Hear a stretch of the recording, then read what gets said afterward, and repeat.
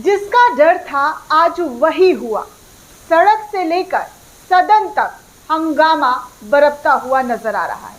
सड़कों पर कांग्रेस के कार्यकर्ता अडानी मुद्दे को लेकर जोरदार प्रदर्शन कर रहे हैं, तो वहीं सदन में मल्लिकार्जुन खड़गे जो कांग्रेस के राष्ट्रीय अध्यक्ष हैं और बीजेपी के नेता या यूं कहें कि इस देश के उपराष्ट्रपति जगदीप सिंह धनखड़ दोनों आपस में भिड़ते हुए नजर आए हैं।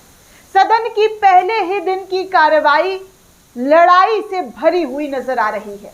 सदन के अंदर दो बड़े नेता आपस में भिड़ रहे हैं और भिड़ंत किस बात को लेकर हो रही है, इस पूरी खबर में आपको जानकारी दूंगी कि आज संसद का शीतकालीन सत्र का पहला दिन और पहले दिन की शुरुआत जोरदार तरीके की लड़ाई के साथ शुरू हुई है।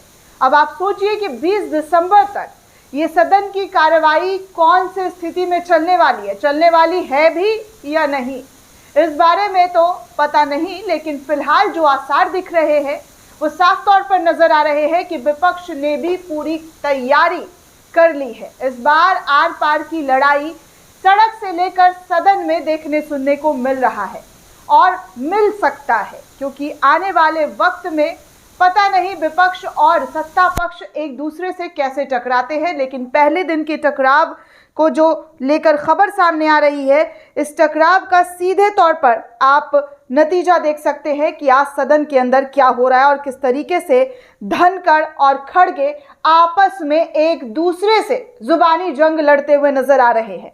भयंकर बवाल सदन के अंदर काटा जा रहा है। नेता प्रतिपक्ष से लेकर विपक्ष इस पूरे मुद्दे पर जोरदार तरीके से सरकार को घेरने की पूरी तैयारी कर चुके हैं और जिस मुद्दे से मोदी जी बचते हुए नजर आ रहे हैं, उस मुद्दे को लोकसभा से लेकर राज्यसभा में उठाना शुरू कर दिया है। राज्यसभा के अंदर आज जगदीप सिंह धनखड़ और मल्लिकार्जुन खड़गे की जोरदार तरीके की बहस हुई है। दोस्तों, सभापति से मल्लिकार्जुन बहुत ही तीखी तेवर जो है वो दिखाते हुए नजर आ रहे हैं और उन्होंने क्या कुछ कहा है ये मैं आपको बता दूं। दरअसल दोस्तों, संसद के शीतकालीन सत्र का सोमवार का आज पहला दिन था। राज्यसभा में सभापति जगदीप धनखड़ और leader of opposition LOP Mallikarjun खड़गे के बीच जमकर बहस हुई है। दरअसल धनखड़ ने खड़गे से आज कहा कि हमारे संविधान को 75 साल पूरे हो चुके हैं, उम्मीद है आप इसकी मर्यादा रखेंगे। इसकी शुरुआत जगदीप धनखड़ जो सभापति हैं उनके जरिए की गई, जिस पर खड़गे ने जवाब दिया कि इस 75 सालों में मेरा योगदान भी महोदय 54 साल का रहा है, तो आप मुझे ये मत सिखाइए कि संविधान को 75 साल हो चुके हैं।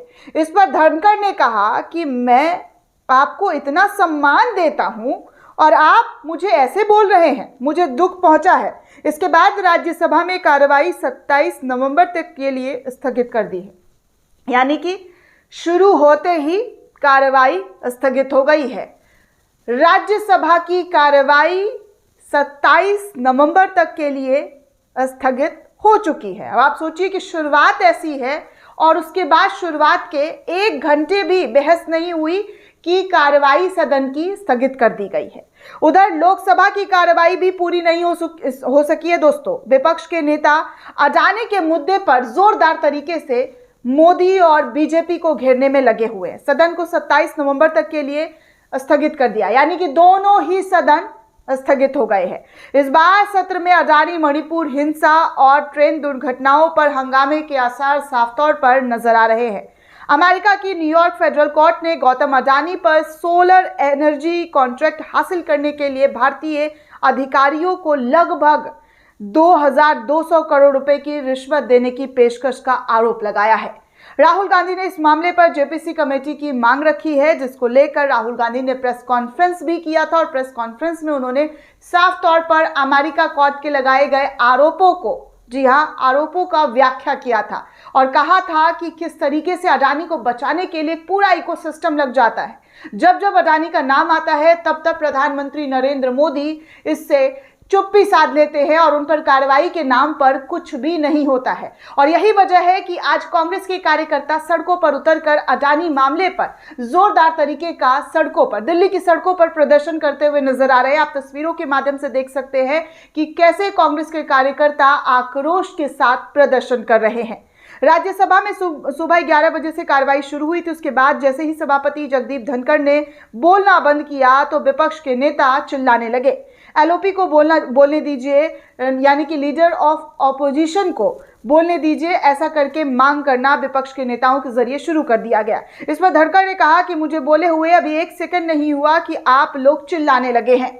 इस पर विपक्ष नेता की गरिमा को नुकसान पहुंचता है। हमारे संविधान को इस साल जो है 75 साल पूरे हो चुके हैं।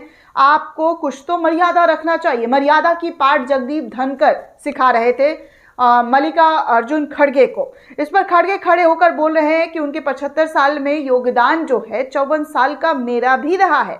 तो आप मुझे मत सिखाइए कि 75 साल जो है संविधान को पूरा हुआ है, तो इस पर मुझे कैसे बात करनी है, कैसे नहीं। इस पर धनखड़ ने कहा, मैं आपको इतना सम्मान देता हूं और आप मुझे ऐसे बोल रहे हैं, मुझे बहुत दुख पहुंचा। वैसे मानना पड़ेगा जगदीप धनखड़ साहब को कि लगातार उनको दुख बहुत जल्दी पहुंच जाता है।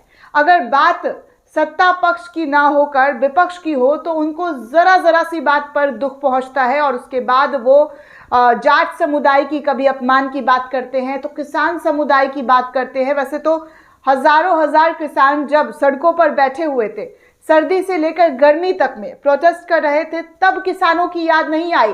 सैकड़ों किसानों की जान चली गई, तब किसानों की मर्यादा मान सम्मान की बात जो है नजर नहीं आई थी। लेकिन जैसे ही कोई मुद्दा विपक्ष के जरिए उठाना शुरू होता है तब इनको चोट लग जाती है, इनकी मान सम्मान को ठेस पहुंच जाती है। और आज सदन की कार्रवाई में कुछ ऐसे ही नज़ारा देखने सुनने को मिला कि यहाँ पर लड़ाई से जो है बातचीत शुरू हुई और लड़ाई पर ही बातचीत खत्म हो गई है।